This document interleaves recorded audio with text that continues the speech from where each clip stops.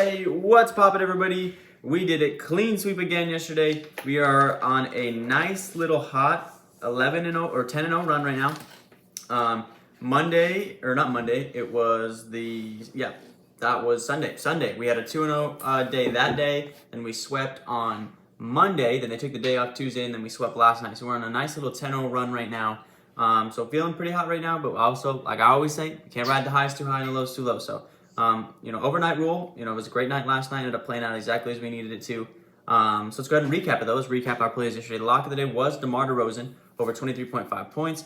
Ended up finishing with like 33 or something like that, I'm pretty sure. Game stayed close, and he had the majority of the shots toward the end of the game, as I anticipated. So great game there from DeMar DeRozan, went well over in his points.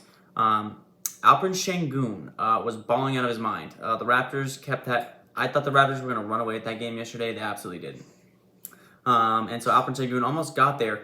I wasn't watching that game live. I was watching that DeMar DeRozan game. I guess somebody told me on Instagram that Alperen sat the whole fourth quarter, because I think he had 25 or something headed into the fourth, and I guess he sat the whole fourth quarter. So I don't quite know what happened with Alperen Sengun.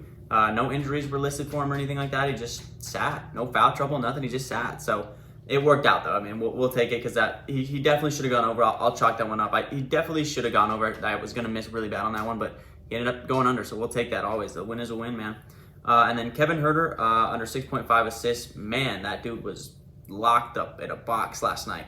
All the way up until 3 minutes left in the game. I think he had one assist, and then he got a second assist late in the game, and then he also had 2 points the whole game, and then he ended up going off with 3 minutes left in the game and ended up finishing with 14. So glad I decided to not put points, rebounds, and assists in that one. Just went with the rebounds and assists, and I think he only finished with 2. So great night yesterday with a couple of unders and one over. So only 4 games today.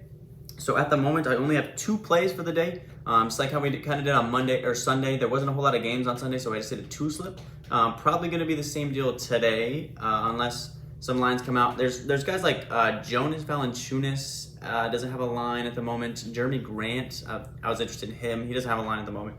So I might end up adding a play by the end of the day, but right now, time I'm making this video, it is just 2 picks today, so let's get it. Real quick, if you guys are new to Underdog Fantasy, in the link down in the description below, I have a link that takes you straight to the App Store where you can download Underdog Fantasy, because you're going to want to hop in on the action this year. They have added a whole bunch of new features to Underdog Fantasy this year, starting with the brand new insurance feature, okay? This insurance feature is a new thing that has been super requested for the fans and the customers of Underdog Fantasy. Essentially, all you do is you click insurance right here, and if you can see right there, all you have to do is hit 4 of these picks to win, but the value does drop down. So if you turn off the insurance, you do a $10 bet, you obviously get $200. And if you turn on the insurance feature, it drops down a multiplier down to 10. But if you miss one of these picks, say Jameis Winston gets hurt or something, he doesn't end up throwing 2 touchdown passes. But everybody else hits, like Lamar, Jonathan Taylor, Derrick Henry, and Justin Jefferson. All these guys hit. You still hit the slip. You just get it for $100. Just goes down a multiplier, which is a huge feature a lot of people have been asking for, so they received it. Also, they have added second half lines now to games. Obviously, it is on. There is nothing up because there's no NFL second half games, but they have added NFL second half.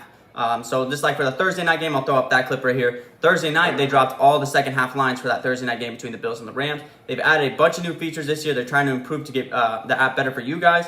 Also, when you sign up, if you use code TAKEMYSHOT, you'll get $100 match, up to $100 match and 100% deposit match on your first time deposit. So if you do that, you can deposit $50, you get an extra $50, $20, you get an extra $20. Whole lot of stuff coming with Underdog Fantasy this year. Make sure you sign up with code TAKEMYSHOT. Now let's get to today's bets.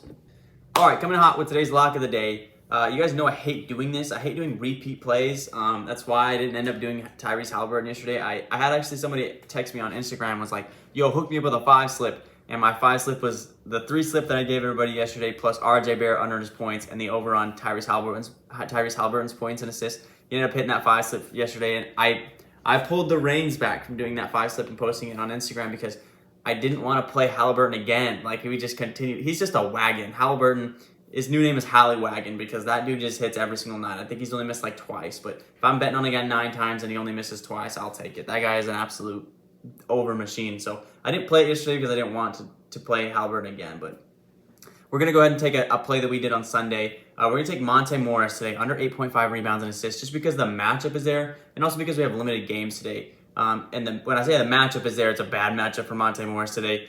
Starting point guards versus the Dallas Mavericks are only averaging 7.6 rebounds and assists in their matchups this year versus the Mavs. 5 have gone under, or have gone over, and 5 have gone over, 6 have gone under in the 11 games this year. And for how Monte Morris is faring, he also has not been rebounding or assisting the ball very well this year at all. He's actually gone under in 5 straight games, has Monte Morris. Obviously, we just took him the other day when he had like 2 assists in that game, and that was the game without Bradley Beal. Bradley Beal is playing. Kristaps Porzingis has got notifications, questionable, but there's a lot of other guys, Kyle Kuzma, that are going to be taking rebounds and assists away from Monte Morris in this game. This game also sits at a 208 total, so they don't expect a lot of points to be scored in this game. Makes a little bit of sense. The Mavs are coming off of a back-to-back. But the Mavs give up quite literally, I'm not even kidding, they give up the least amount of rebounds to point guards and the least amount of assists to point guards. So that's what Monte Morris is going to fall into this lineup as a bad matchup today for Monte Morris. So give me 8.5 rebounds and assists under on Monte Morris today for the lock of the day today. All right, and our second play of the day has a great matchup, and opposed to the bad matchup that Monte Morris has. We're going to go ahead and take CJ McCollum over 5.0 assists. Believe it or not, CJ McCollum is actually listed as the point guard in their current starting lineup. So we're going to take the point guard stats and assign that to CJ McCollum here today. He's actually hit his over or pushed on this 5.0 line 8 out of 11 games this year. So he's hitting it at a pretty high rate. Portland gives up the 6th most assists to point guards on the year. So they do give up a fair amount of assists. And the average for starting point guards actually sits at 6.4. So that's well over what CJ McCollum needs to get, or I guess not well over, just be 1 over, because if he gets to 5, he pushes, but if he gets to 6, he goes over. And starting point guards against this Portland team have gone over in 8 out of 11 games. This is also the highest scored total game of the day at 224. And I believe the only people that missed, I'm going to double check real quick for you guys. The only people that missed was like Jamal Murray, which, to be fair, Jamal Murray is kind of slowly getting back. And Chris Paul only played like 25 minutes in a blowout, so he only ended up getting like 4 in that game.